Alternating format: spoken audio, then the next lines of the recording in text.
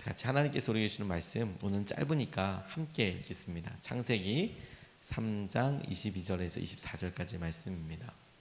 주 하나님이 말씀하셨다. 보아라, 이 사람이 우리 가운데 하나처럼 선과 악을 알게 되었다. 이제 그가 손을 내밀어서 생명나무의 열매까지 따서 먹고 끝없이 살게 하여서는 안 된다. 그래서 주 하나님은 그를 에덴 동산에 내쫓으시고 그가 흙에 나왔으므로 흙을 갈게 하셨다. 그를 내쫓은 다음에 에덴 동산에 그들을 세우시고 빙빙 도는 붙잡으셔서 생명성에 이르는 길을 지키게 하셨다. 아멘. 하나님 말씀입니다. 완전할 수 없는 사람이 선과 악을 알게 되어서 스스로 감당할 수 없는 현실에 부딪히게 되었습니다. 간혹 우리는 진실을 알고 싶다, 이것에 진위를 알고 싶다라고 집착하는 경우들이 있는데, 간혹 그런 진위와 진실이 우리의 삶이 우리의 능력으로 감당할 수 없는 경우들이 참 많습니다.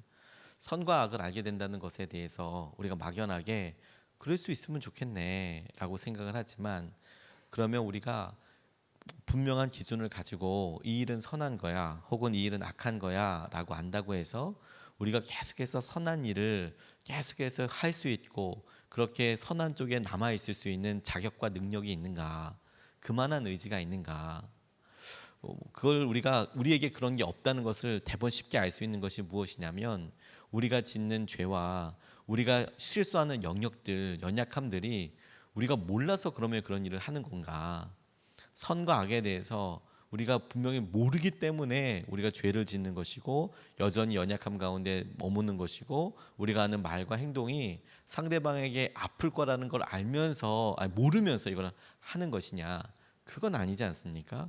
간혹 보면 오히려 우리의 삶에 이게 어떤 아픔이 된다는 걸 알기 때문에 하는 말들 더 많고, 우리가 하는 일들이 심지어 잘못일 수 있다는 것을 우리 스스로가 깨닫고 있지만 그럼에도 불구하고 하고 있는 일들이 많죠. 선과 악을 알게 하는 문제가 우리의 삶에 있어서 우리가 가지고 있는 제한들, 우리가 가지고 있는 욕심들, 우리가 가지고 있는 여러 삶의 연약함들 때문에 오히려 더 심한 죄로, 더 악한 곳으로 나아갈 수밖에 없게 되는 것이죠.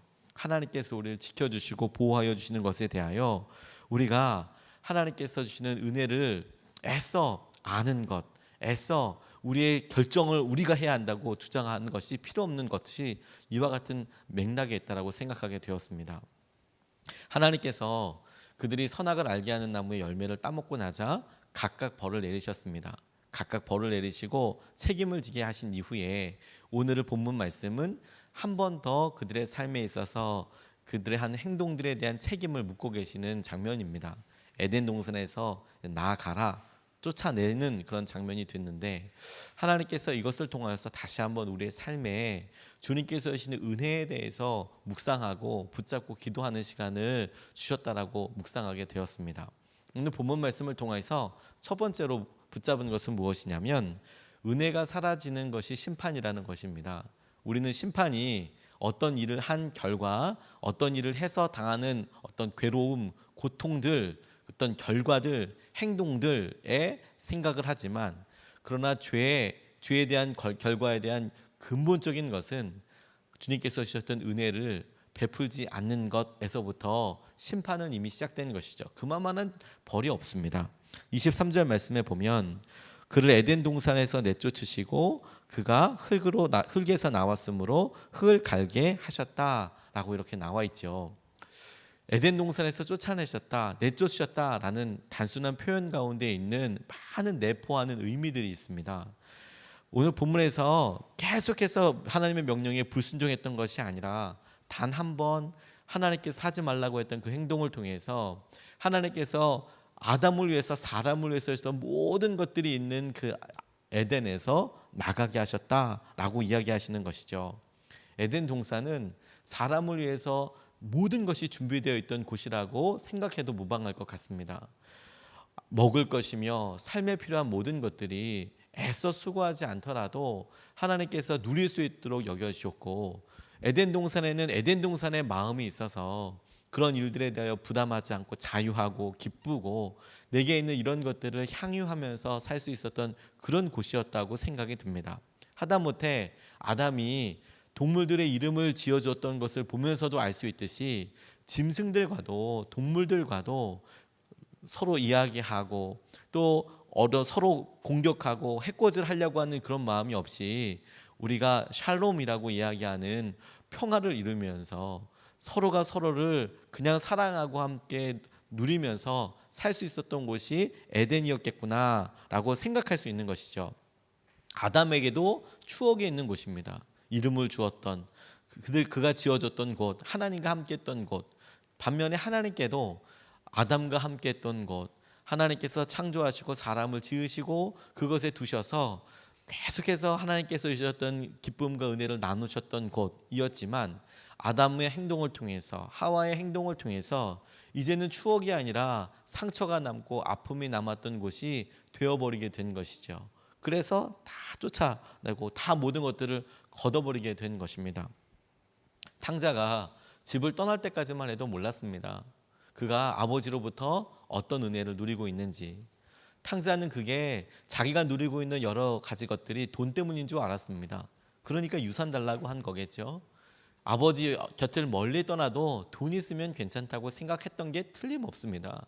그러니 그 모든 재산들을 다 처분하고 먼 길을 떠나서도 행복한 척 처음에 살 수 있었던 것 아니겠습니까? 그의 삶에 있어서 가지고 있었던 모든 재산들이 다 바닥이 나게 되었을 때야 진짜 자기의 삶에서 행복을 유지하고 있었던 것이 무엇인지를 깨닫게 된 것이죠. 돈이 아니었구나. 가지고 있었던 재물이 아니었구나. 아버지께서 계신 곳에 아버지가 계시기 때문에 가지고 있는 풍성함과 아버지라는 존재가 있기 때문에 누리게 되는 자유함이 있었던 거구나. 그가 그런 아버지의 곁을 떠올리게 된 것이 아이러니하게도 재정이 떨어진 것, 돈이 떨어진 것 때문에 아버지를 기억하게 되었지만, 그러나 그가 마음속 깊이 고백할 수밖에 없었던 것은 세상에서 줄 수 있는 것과 아버지의 집에서 누릴 수 있는 것이 다르다라는 것이지요. 그런데 탕자는 그때까지도 깨닫지 못했습니다. 돈만 얻고 아버지의 집으로만 가면 된다고 생각했지만 정말로 아버지가 기다리면서 자녀에게 변치 않는 것으로 주고 싶고 계속해서 허락하고 싶었던 것이 무엇이냐면 너는 내 아들이다. 가락지를 끼우고 제일 좋은 옷으로 입혔던 이유가 전 진짜 중요한 기쁨과 은혜가 너는 내 아들이다. 아들이기 때문에 오는 특권과 은혜라는 것에 대해서 몰랐던 것이죠. 아들이기 때문에 그에게 아비로서 줄 수 있는 모든 것을 허락하여 준 것이고 아비였기 때문에 당연하게 누릴 수 있는 은혜의 영역들이 너무 많았던 것인데, 그런데 정작 그 탕자는 자녀됨, 아들됨을 누린 것이 아니라 내가 아들이라면 돈 주세요, 유산 주세요, 정리해 주세요. 그것을 이용해서 오히려 전혀 다른 것을 통해서 써버리게 되는 것이죠. 가끔가다 안타까운 사연으로 같이 신방하고 기도할 때 보면 제일 안타깝고 힘든 것이 무엇이냐면 불륜으로 인하여서 고통받는 가정들의 이야기를 들었을 때입니다. 믿고 있었던 사랑했던 부부의 한쪽에 실수부터 시작했을지 혹은 유혹에 넘어갔기 때문일지 원인이 무언지 모를 다양한 이유들이 있지만, 그런데 보통 반대 사람이 갖고 있는 상대방 배우자가 갖고 있어서 이걸 배신감으로 누려야 했던 그 다른 사람, 다른 배우자의 관점에서 생각을 해보면 이게 정말 너무 아픈 것이죠. 그런데 그런 아픔이, 고통이 관계가 하나 깨짐을 통하여서 아름다운 가정, 부부이기 때문에 누리고 있었던 신뢰, 그래서 느끼게 되는 가정의 따뜻함, 이런 것들이 거짓말처럼 전부 확 다 사라져 버리게 되는 것이죠. 그래서 그때부터는 아니 이 남자가, 이 여자가 내게 이렇게 말하는 것이 다른 목적이 있는 건가? 아니 이게 내가 믿어도 되는 것인가? 계속해서 의심하면서 힘들어하면서 치유되고 회복되는데 굉장히 많은 시간이 걸리더라고요. 불륜에 관련돼서 외국에 있는 사람들도 비슷한 생각을 하는 것에 깜짝 놀랐습니다. 우리나라에 세상을 바꾸는 시간 15분이라는 프로그램이 있듯이 원래 그 프로그램이 외국에 있는 테드라는 한 20분 정도 되는 짧은 강연에 있는 뭐 이런 것들을 통해서 같이 재미있고 유익한 이런 강연들에서부터 같이 배우게 된 것인데요. 불륜에 대해서 이야기한 테드 프로그램을 하나 보게 됐어요. 이분은 크리스천도 아닌 것처럼 보입니다. 다만 정신과 선생님인 것 같아요. 여자분이 나오셔서 불륜에 대해서 이야기하면서 이런 이야기를 지적하시더라고요.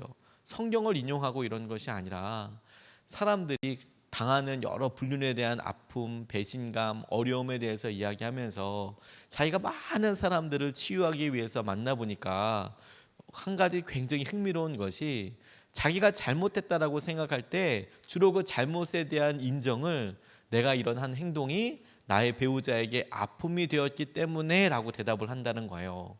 내가 이렇게 했기 때문에 내 아내가, 내 남편이 아팠어. 내가 그렇게 고통을 주었으니까 내가 잘못한 거야 라고 생각을 한다는 거예요. 그런데 전문가로서 정말로 이 관계와 문제가 해결되기 위해서 그런 아픔과 고통을 시인하는 것은 사실 응급조치도 안 된다는 거예요. 그게 진정한 마음에 두 사람의 깨어졌던 신뢰를 회복하는 어떤 첫 단추는 될 수 있지만 근본적인 것은 되지 않는다라는 것이죠. 정말 중요한 것은 무엇이냐면 자기가 하는 행동이, 불륜이라는 행동이 죄다, 죄야라는 것에 대해서 명확하게 인식하는 게 너무너무 중요하다는 거죠. 자기가 한 행동은 여전히 그럴 수도 있지, 뭐 세상에 다 그렇게 사는데, 그런데 내가 아내한테, 남편한테 그런 아픔을 줬기 때문에 미안해, 이런 수준으로는 제2, 제3 아니 계속 그런 삶을 살고 살 수 있는 일종의 길을 열어주는 것이다 라고 이야기하는 것에서 제가 참 그럴 수 있겠다는 생각을 하게 됐어요. 하나님께서 우리에게 은혜를 주신 것들이 참 많죠. 그런데 그런 순간들에 대해서 우리가 죄를 짓고 우리가 하나님을 배신하는 것들을 통해서 이런 관계들이 다 사라져요. 그래서 우리 가운데 어떤 분들은 내가 지금 그런 척박한 삶을 살고 있는 거 아닌가라고 고민하시는 분들이 계실 수도 있어요. 그런데 무엇이 중요하냐면 하나님 그렇기 때문에 우리의 삶 가운데 하나님께서 앞에서 드는 죄에 대하여 우리가 서고 내가 한 행동들에 대해서 하나님도 아프셨군요의 수준이 아니라 하나님 제가 죄인이고 저의 삶에 있어서 하나님께서 행하시는 것을 붙잡고 싶습니다라고 간구하는 게 너무너무 중요한 것입니다.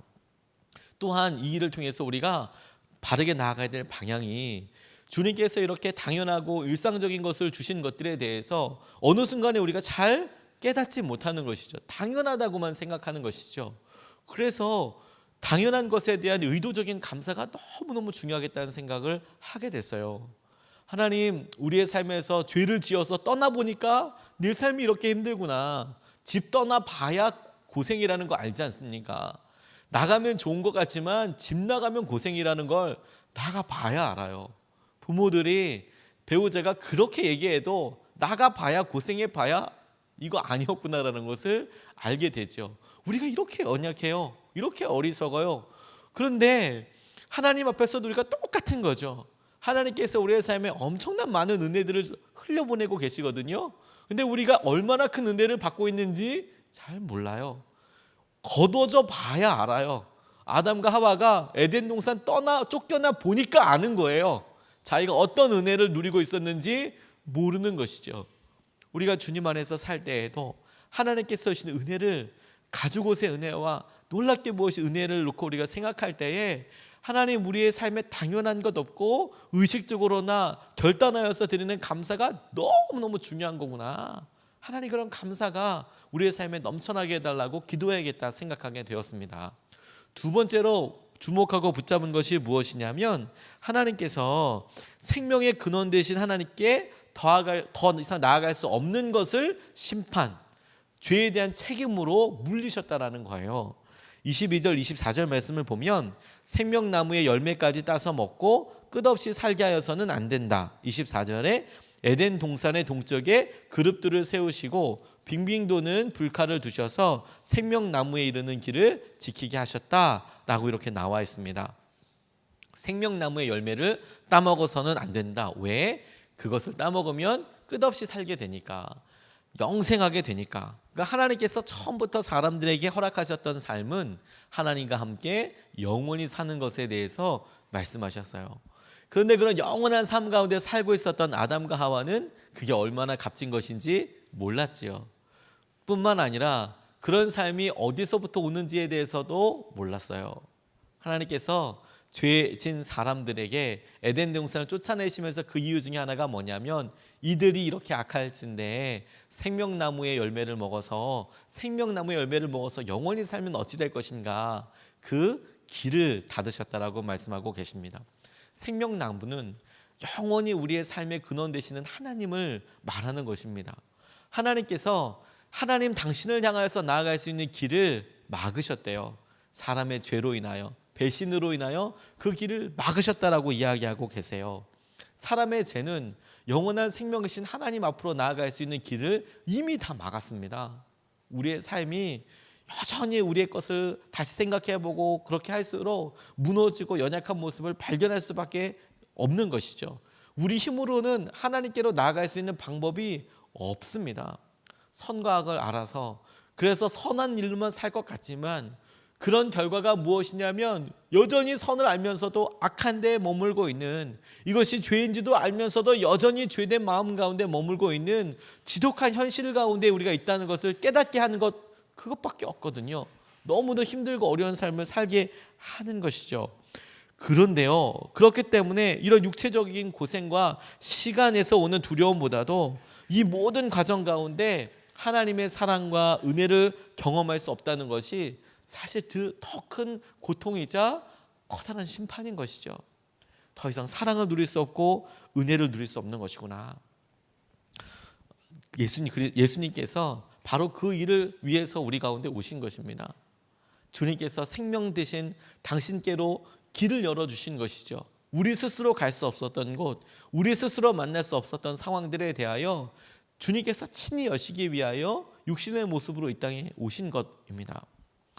예전에 김동호 목사님이라는 분이 설교하셨던 설교에서 깊이 공감했던 내용이 있었습니다. 이분이 영락교회에서 목회를 하실 때 특이한 방법으로 목회를 하셨는데 세 분이 같이 공동 담임 목사님의 역할을 하신 겁니다. 어떤 분은 설교를 하고 어떤 분은 행정을 하고 어떤 분은 교육을 하고 이렇게 나누어서 목회를 하실 때, 그러니 영락교회 같이 예전에 영락교회가 굉장히 크고 영향력 있는 그런 교회였을 때 그 교회의 담임 목사이니까 참 많은 분들이 사랑해 주지 않으셨겠습니까? 이분이 설교 시간에 그런 이야기를 나누시더라고요. 집에 추석 때나 명절 때가 되면 과일이 끊이지 않더라. 저는 뭐 그게 어떤 정도인지는 잘 모르겠지만 본인 입으로 정말 많이 들어오더라. 영락교회 성도님들이 그 목사님이라고 굉장히 많이 섬겨주시더라. 그런데 하루는 이렇게 보니까 과일들이 이렇게 지천에 이렇게 있으니까 자녀들이 과일을 먹다가 버리기도 하고, 참 과일 사과 한 알이 엄청 비싸고 그런데도 그거 다 먹지도 않고 그냥 너무 이렇게 함부로 여기는 것처럼 보여지더라는 거죠. 제가 왜 그러나 보니까 사모님이 아이들이 과일이 많으니까 귀한지 몰라요, 이렇게 이야기를 하시더래요. 근데 이걸 가지고 김동호 목사님께서 참 오랫동안 고민을 하셨나 봅니다. 아니, 사과가 있는데 과일이 있는데 오히려 많아서 귀한지를 몰라? 그러면 없어서 못 먹는 거나 있는데도 누리지 못하는 것과 차이가 뭐가 있어? 이런 생각이 드시더래요. 그래서 집에 있는 모든 과일들 다 모아서 검정 비닐봉지에 다 나눠서 근처에 보이는 분들한테 전부 다 나눠주셨대요.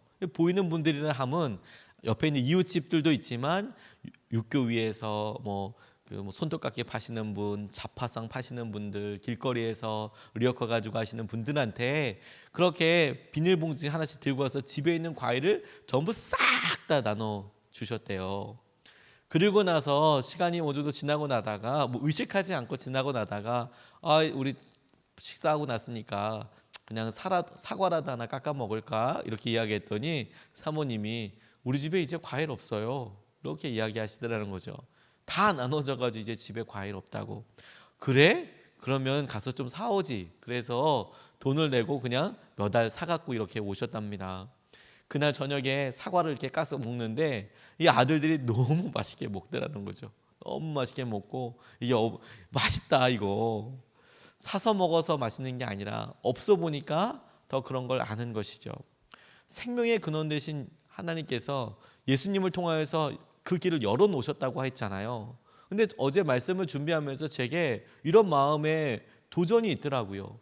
열어놓으셨더라도 그곳을 향해서 나아가지 않고 그 생명의 근원 되신 예수님을 찾지 않는다면 없는 것과 무슨 상관이 있나, 무슨 차이가 있나라는 생각을 하게 됐어요.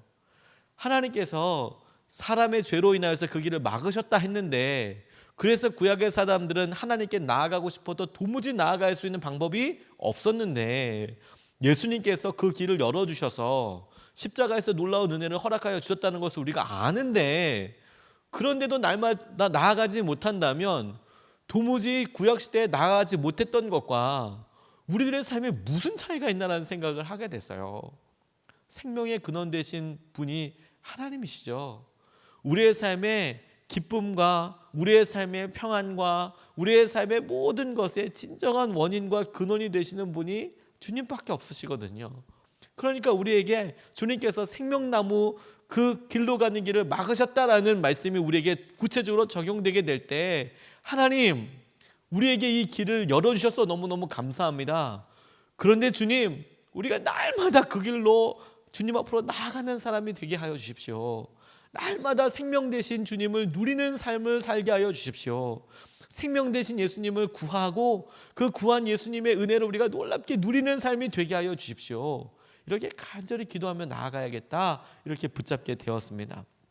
주님이 기도하게 하실 때마다, 주님이 놀라운 은혜를 우리에게 구하게 하실 때마다 우리가 주님께서 예비하신 그 은혜를 그 기도 가운데 이미 예비해 두신 것입니다. 오늘도 우리가 이 아침에 기도하면서 하나님께서 주신 은혜와 마음을 충만하게 누리게 되시기를 주님의 이름으로 도전합니다.